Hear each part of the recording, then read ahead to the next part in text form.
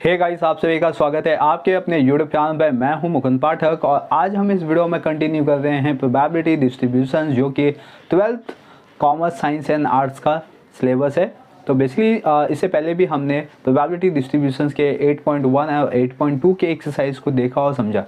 8.1 में आपका PMF था, यानी कि प्रोबेबिलिटी मास फंक्शन, और अभी तक हमने जो 8.2 के अंदर कवर किया हुआ है वो है आपका PDF यानी कि प्रोबेबिलिटी डेंसिटी फंक्शंस। तो आज जो हम सम करने जा रहे हैं वो है CDF यानी कि क्यूमुलेटिव डिस्ट्रीब्यूशंस फंक्शंस। तो बेसिकली गाइस, ये भी एक प्रोबेबिलिटी का एक टाइप है। ठीक है, इस टाइप के अंदर आपको क्या सीखना है बेसिकली, जैसे हमने PDF देखा था, PDF यानी कि जो इंटीग्रल्स वैल्यू f(x) की होती है वो होती है 1 यानी कि 1। तो गाइस उसी तरीके से CDF भी होता है, CDF यानी कि क्यूमुलेटिव डिस्ट्रीब्यूशन फंक्शन। तो बेसिकली ये जो सम नंबर 8 और 9 जो आपके एक्सरसाइज में है और 10th, ठीक है, तो ये तीनों क्या है, PDF CDF का कॉम्बिनेशन है। तो अभी हम जो CDF सीखेंगे क्लास, वो मैं बता दूँ आपको पहले कि CDF का मीनिंग क्या होता है। तो जो CDF होता है गाइस, ठीक है, CDF इसमें एक इंटरवल वैल्यूज़ होती है, जो कि आपने पार्ट 1 में इसको कवर किया होगा, क्योंकि ये इंटीग्रेशन और इंटीग्रल का वैल्यू होता है गाइस। ठीक है, तो यहाँ पे infinite values, less than infinite values, ठीक है, ये मोर देन होता है as compare to the base वाले वैल्यूज़ है, एंड D(x). क्लियर। अब जो ये तो बेसिकली इक्वल टू 1 अगर देखा जाए तो ये हो जाएगा PDF की वैल्यूज़। ठीक है, ये हो गया PDF, जिसमें इंटीग्रेशन f(x) की वैल्यू क्या होती है 1। तो ये हो गया आपका PDF। अब जो आपका कॉन्सेप्ट आता है CDF, तो CDF में क्या होता है कि कैपिटल ऑफ x होता है और इसकी जो वैल्यूज़ होती है वो होती है x और यहाँ पे 0, x और 0, और f(x) dx। तो ये होता है आपका CDF गाइस, और इसको हम लोग रिप्रेजेंट करते हैं कैपिटल f(x) से। ठीक है, और ये PDF की वैल्यूज़ हो गई। तो बेसिकली हमने अभी तक जो किया है वो PDF किया था क्लास, अब हम जो करेंगे वो CDF करेंगे। आई होप क्लास ये जो PDF और CDF वाले कॉन्सेप्ट है ये आपको समझ में आ गए होंगे। कहीं पे भी कोई भी डाउट लगता है आपको तो डेफिनेटली आप मुझे कमेंट कर सकते हो, मैं आपको इसका रिप्लाई दूंगा। एंड सेकेंड थिंग, चैनल पे पहली बार हो या चैनल को सब्सक्राइब नहीं किया हो तो चैनल को सब्सक्राइब कर लीजिए, बेल आइकन प्रेस कर लीजिए ताकि आपको नोटिफिकेशन मिलता रहे गाइस। तो चलिए हम स्टार्ट करते हैं PDF और CDF के कॉन्सेप्ट। तो बेसिक क्लास आपके टेक्स्ट बुक में गिवन है सम नंबर 8। सम नंबर 8 है आपका f(x) equal to x/8 for 0 less than x less than 4 और 0 otherwise. Find expression for the CDF of x। तो यहाँ पे आपको बोला हुआ है फाइंड आउट करने के लिए CDF ऑफ x। तो आपको जो फंक्शंस गिवन है f(x) ये PDF फॉर्मेट में है क्लास। ठीक है, आपको क्या करना है, इसका CDF फाइंड आउट करना है। तो CDF हम किस तरीके से फाइंड आउट कर सकते हैं, f(x) equal to x integration of 0। ठीक है, यहाँ पे 0 आ जाएगा, इसको हम बेसिकली रीड करते हैं 0x। ठीक है, फॉर f(x) dx। तो मतलब जो भी फंक्शन है क्लास उसमें आपको इंटीग्रेशन लगा देना है और x और 0 सब्स्टिट्यूट कर देना है x के प्लेस पे, तो आपको CDF की वैल्यू मिल जाएगी। तो चलिए इसको हम प्रैक्टिकली बेसिस पे सॉल्व करते हैं। तो बेसिकली क्लास यहाँ पे हम सीधा आंसर करेंगे। ठीक है, तो सोल्यूशन है इसका CDF। ठीक है, x 0 f(x) dx, राइट। तो f(x) के प्लेस पे आपको सब्स्टिट्यूट करना है क्या, x/8 और यहाँ पे x 0 dx। अभी क्लास इसमें क्या होगा कि x वेरिएबल से और 8 क्या है, कांस्टेंट है। तो हम क्या करेंगे, इसमें से 1/8 को कांस्टेंट है तो उसको साइड में कर लेंगे और रिमेनिंग बचेगा यहाँ पे x और यहाँ पे x 0 हो गया। अभी x का जो इंटीग्रेशन होता है क्लास, ठीक है, वो क्या होगा वो देख लेते हैं। x पावर n का इंटीग्रेशन होता है x पावर n+1/n+1। ठीक है, ये बेसिकली होता है इंटीग्रेशन का फॉर्मूला। तो यहाँ पे हम फॉर्मूला सब्स्टिट्यूट कर देंगे 1/8, राइट। x का क्या हो जाएगा, यहाँ पे पावर में 1 है तो दैट इज मीन्स 1+1 तो हो जाएगा क्लास 2। तो दैट इज मीन्स x²/2। तो यहाँ पे मैंने ये फॉर्मूला यूज़ किया है और यहाँ पे पावर में कुछ नहीं तो दैट इज मीन्स 1 होगा और n का वैल्यू हो जाएगा क्लास 1। तो 1+1 2 हो गया और डिनोमिनेटर्स में 1+1 2 हो जाएगा। और यहाँ पे इंटीग्रल वैल्यूज़ यानी कि x और 0। अभी x के प्लेस पे आपको x और 0 सब्स्टिट्यूट करना है तो दैट इज मीन्स 1/8 x के प्लेस पे सब्स्टिट्यूट करना है तो फर्स्ट x के प्लेस पे x सब्स्टिट्यूट होगा तो x स्क्वायर अपॉन 2 हो गया। देन यहाँ पे हम माइनस करेंगे, 0 सब्स्टिट्यूट करना है हमें x के प्लेस पे तो 0 का स्क्वायर अपॉन 2, राइट।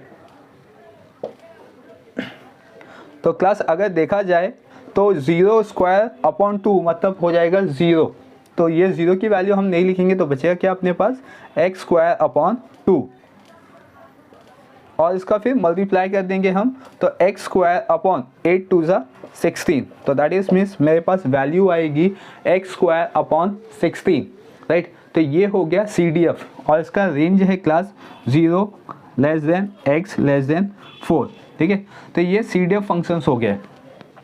अब जो अपने पास फर्स्ट क्वेश्चन गिवन है वो देख लेते हैं क्लास। यहाँ पे जो आपको क्वेश्चन में फाइंड आउट करने के लिए गिवन है वो है f ऑफ x, और इसमें बताना है आपको कि x की वैल्यू अगर 0.5 होगी, 1.7 होगा और 4 होगा। आपके टेक्स्ट बुक में यहाँ पे 5 लिखा होगा, उसको मॉडिफाई कर लीजिए, यहाँ पे होगा 4। तो ये 3 वैल्यू आपको सब्स्टिट्यूट करनी है f ऑफ x में और आपको वैल्यू बतानी की कितनी आएगी। अभी जो f ऑफ x है क्लास, बेसिकली ये हमने f ऑफ x की वैल्यू फाइंड आउट की है, ठीक है, x स्क्वायर अपॉन 16। इसमें आपको x के प्लेस पे ये वैल्यू डायरेक्टली सब्स्टिट्यूट करनी है और बताना है कि इसकी वैल्यू क्या हो सकती है। तो चलिए गाइस देख लेते हैं यहाँ पे, therefore f of x equals to x square upon 16, ये हमारे पास सोल्यूशन आ गया f ऑफ x का, और इसमें फर्स्ट वन हम वैल्यू जो सब्स्टिट्यूट करेंगे वो होगा x इक्वल्स टू 0.5। तो क्लास यहाँ पे f ऑफ x के प्लेस पे हमें सब्स्टिट्यूट करना होगा 0.5, तो देयरफॉर यहाँ पे x के प्लेस पे भी सब्स्टिट्यूट करना होगा 0.5 का होल स्क्वायर अपॉन 16। 0.5 का स्क्वायर करेंगे दैट इज मीन 5 का स्क्वायर होता है 25, तो 0.5 का स्क्वायर होगा 0.25 अपॉन 16, ठीक है। 16 का स्क्वायर नहीं होगा, ओनली 0.5 का स्क्वायर होगा। देन सेकेंड वैल्यू सब्स्टिट्यूट करनी है आपको x की 1.7, तो that is means f of 1.7 equal 1.7 the whole square upon 16। अगर मैं 1.7 का स्क्वायर करूँ यानी कि 17 का स्क्वायर होता है 289, और 289 का स्क्वायर करूँ तो क्लास आएगा 2.89 अपॉन 16, ठीक है। And then class third one है हमारे पास x इक्वल्स टू 4 सब्स्टिट्यूट करना है, और f of 4 equals to 4 square upon 16। अगर मैं 4 का स्क्वायर करता हूँ क्लास तो आएगा आंसर 16 अपॉन 16, और उसको डिवाइड करने पे आंसर आएगा 1। अब आप पूछोगे सर ऊपर जो 2 क्वेश्चन थे जिसमें 0.5 और जिसमें 1.7 थे उसको हमने डिवाइड नहीं किया, उसको हमने यहीं तक रहने दिया, और इसको हमने डिवाइड क्यों किया? तो गाइस प्रोबेबिलिटी में अगर आपको लगता है कि आप उसको डिवाइड कर पाओगे या डिवाइड वो नंबर होगा तो वही नंबर को डिवाइड करना है, अदरवाइज आपको ज़्यादा इसको कॉम्प्लिकेटेड नहीं करना है। जितना डिवाइड हो सकता है उतने ही डिवाइड करना है। यहाँ पे देखो डिवाइड नहीं हो सकता था इसलिए मैंने डिवाइड नहीं किया, और यहाँ पे डिवाइड हो सकता है इसलिए मैंने इसको डिवाइड कर दिया। तो गाइस तो ये हो गया सम नंबर 8, प्रोबेबिलिटी डिस्ट्रीब्यूशंस 8.2 का एक्सरसाइज का सम नंबर 8 ये हमने कंप्लीट कर दिया। इसके अंदर हमने CDF फाइंड आउट किया क्लास। तो आई क्लास ये जो कॉन्सेप्ट था ये आपको समझ में आ गया होगा। तो चलिए इसके बेस पे हम सम नंबर 9 को भी सीख लेते हैं। आप इसको फटाफट नोट डाउन कर लीजिए। चलिए क्लास अब हम स्टार्ट करते हैं सम नंबर 9। सम नंबर 9 है यहाँ पे f of x 3x square upon 8, इसका रेंज दिया हुआ है 0 less than x less than 2 and 0 otherwise guys, ठीक है। Determine the CDF of x and the find p यानी कि प्रोबेबिलिटी x लेस देन 1। तो x लेस देन 1 यहाँ पे दिया हुआ है। अगर हम यहाँ पे देखें क्लास तो x अगर लेस देन 1 होगा तो कहाँ तक होगा? लेस देन 1 0 तक होगा, यानी कि अब इसके जो होगा x की वैल्यू होगी वो लेस देन 1 की तरफ जाएगी गाइस, ठीक है।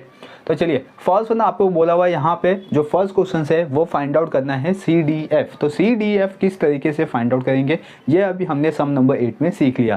तो चलिए क्लास यहाँ पे भी हम इसका सोल्यूशन निकाल लेते हैं, CDF किस तरीके से फाइंड आउट कर सकते हैं। तो बेसिकली f ऑफ x यानी कि जो कैपिटल F ऑफ x होता है उसका जो फॉर्मूला होता है, ठीक है, वो होता है यहाँ पे x और यहाँ पे होता है गाइस 0 और यहाँ पे 3 that is means first one जो f ऑफ x है वो लिख लेता हूँ मैं dx। तो ये बेसिकली CDF का फॉर्मूला हो गया। अब f ऑफ x के प्लेस पे वैल्यू सब्स्टिट्यूट करेंगे। f of x that is means 3x² upon 8 dx। अब इस क्वेश्चन में 3 और 8 क्या हो गया, कांस्टेंट हो गया। ठीक है, 3 और 8 क्या हो गया, कांस्टेंट। तो उसको मैंने साइड में ले लिया और यहाँ पे x और 0 लिख दिया और यहाँ पे x² dx। तो बेसिक क्लास अब जो 3/8 है वो कांस्टेंट, इसको साइड में रखो। x² का हम इंटीग्रेशन फॉर्मूला लगाएंगे तो x³/3 ये वैल्यू आ जाएगी और यहाँ पे x और 0। अब x के प्लेस पे x की वैल्यू सब्स्टिट्यूट करेंगे और 0 सब्स्टिट्यूट करेंगे। तो देयरफॉर 3/8, अगर मैं x के प्लेस पे x सब्स्टिट्यूट करता हूँ तो x ही आएगा। तो x³/3 देन माइनस x के प्लेस पे 0 सब्स्टिट्यूट करूँगा तो 0³/3। तो बेसिकली क्लास यहाँ पे 3/8 हो गया। अब मैं 0 का अगर टर्म देखूँ तो ये पूरा 0 हो जाएगा क्योंकि न्यूमरेटर्स में, और इसका जो वैल्यू है ये सेम रहेगा x³/3। तो देयरफॉर इसका हम मल्टीप्लाई कर देंगे। तो कैसे करेंगे, 3 और 3 कट कर देंगे क्लास, तो आंसर आएगा x³/8। तो ये मुझे मिल गया CDF। अब मेरे पास जो क्वेश्चन था कि फाइंड आउट करना है मुझे P ऑफ x, ठीक है, P of x less then 1। तो मुझे लेस देन 1 फाइंड आउट करना है, मतलब मुझे x के प्लेस पे वैल्यू सब्स्टिट्यूट करनी है 1 और 0। लेस देन 1 है तो मतलब 1 और 0 सब्स्टिट्यूट करूँगा। तो चलिए क्लास इसमें वैल्यू सब्स्टिट्यूट करते हैं। तो f ऑफ x की वैल्यू आ गई है x³/8, राइट। अब मुझे x के प्लेस पे 0 भी सब्स्टिट्यूट करना होगा और 1 भी सब्स्टिट्यूट करना होगा। तो चलिए, तो यहाँ पे हम देख लेते, फर्स्ट वन 0 सब्स्टिट्यूट करेंगे तो इसका 0 सब्स्टिट्यूट करेंगे तो आंसर क्या आएगा, ऑब्वियसली क्लास 0 ही आएगा। अगर मैं f ऑफ x के प्लेस पे 1 सब्स्टिट्यूट करता हूँ तो उसकी वैल्यू क्या आएगी। तो अगर मैं f ऑफ x के प्लेस पे 1 सब्स्टिट्यूट करता हूँ तो x³/8, तो दैट इज मीन्स 1/8। तो ये मेरे पास आंसर आएगा। तो गाइस बस आपको इस सब में इतना ही फाइंड आउट करना था कि पहले तो CDF की वैल्यू बता दो और देन उसके बाद लेस देन 1 की वैल्यू सब्स्टिट्यूट कर दो। ठीक है, लेस देन 1 सबसे लास्ट क्या है, 0। ठीक है, 0 से नीचे कोई नंबर अब नहीं जाना है आपको। यहाँ पे रेंज दिया हुआ, उसी रेंज को आपको फॉलो करना है। अब हम स्टार्ट करते हैं इसका जो सेकंड पॉइंट है, यानी कि जो सेकंड क्वेश्चन है वो है आपका P of x is less than -2। ठीक है, अगर हम रेंज देखते हैं क्लास तो 0 सबसे लास्ट नंबर है, उसके नीचे आपको जाना ही नहीं है। तो -2 ये एप्लीकेबल ही नहीं होगा। तो राइट क्लास, तो ये एप्लीकेबल नहीं है, that is means P of x is less than -2। ठीक है, equal to P of x equal is not equal to -2। ये एप्लीकेबल ही नहीं है क्लास, इसीलिए इसकी वैल्यू क्या हो जाएगी, 0, क्योंकि हमें सबसे लास्ट बोला हुआ है 0, उसके नीचे नहीं जाना है आपको। एंड जो थर्ड क्वेश्चन है अपने पास वो है P of x is more than 0। ठीक है, यहाँ पे मोर देन 0 की बात किया हुआ है। अगर हम मोर देन 0 देखें क्लास तो मोर देन 0 मतलब लास्ट से लास्ट कितना जाएगा, 2 जाएगा, 2 नंबर से ज़्यादा नहीं जाएगा। ठीक है, तो अब इसको किस तरीके से सॉल्व कर सकते हैं। तो f ऑफ x की वैल्यू क्या होगी, मोर देन 0। ठीक है, मोर देन 0 मतलब इसमें 1 2 ये सब आएगा।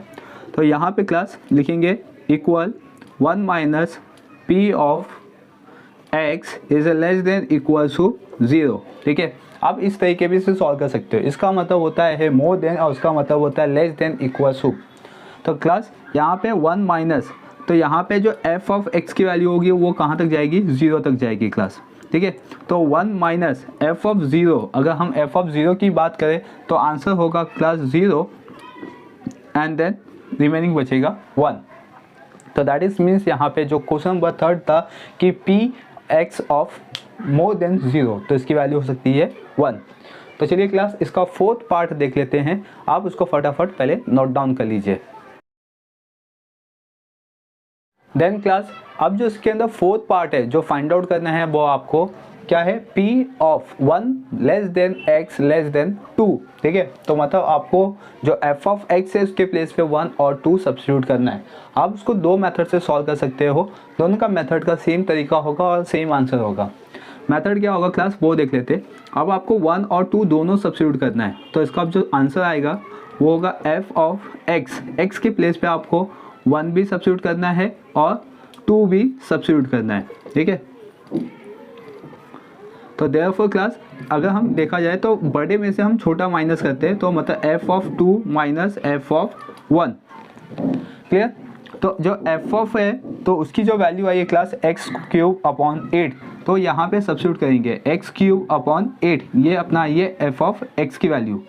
तो अगर हम इसकी वैल्यू सब्स्टिट्यूट करें, मतलब 2 की वैल्यू x पे सब्स्टिट्यूट करें, तो मतलब 2 cube upon 8 minus 1 cube upon 8, 2 cube that is means 8 upon 8 minus 1 cube that is means 1 upon 8। अगर हम इसको माइनस या डिवाइड भी करते तो यहाँ पे कैसा आएगा आंसर आएगा वो देखते। तो 8 माइनस 1, ठीक है, अपॉन 8, डिनोमिनेटर सेम है क्लास, इसीलिए हमने 1 टाइम लिखा और 8 माइनस 1 कर दिया, तो दैट इज मीन्स 7 अपॉन 8। तो ये आंसर आ जाएगा 4th का। आई होप क्लास ये जो 9 सम था ये आपको समझ में आ गया होगा। तो इस तरीके से हम PDF CDF की सम सॉल्व कर सकते हैं। तो चलिए क्लास अब हम जो सॉल्व करेंगे वो होगा क्वेश्चन नंबर 10, जो कि हम नेक्स्ट वीडियो में सॉल्व करेंगे क्योंकि ये वीडियो थोड़ा लेंदी होते जा रहा है। अगर आपको कहीं पे भी कोई भी कॉन्सेप्ट अभी मिस हो रहा है तो डेफिनेटली आप मुझे कमेंट करें, मैं आपको रिप्लाई दूंगा। और वीडियो और लेक्चर कैसे लगते हैं आप मुझे लाइक और कमेंट करके बता सकते हैं। और चैनल पे पहली बार हो या चैनल को सब्सक्राइब नहीं किया हो तो चैनल को सब्सक्राइब कर लीजिए, बेल आइकन प्रेस कर लीजिए। चलिए गाइस मिलते हैं हम नेक्स्ट वीडियो में। Thank you for watching.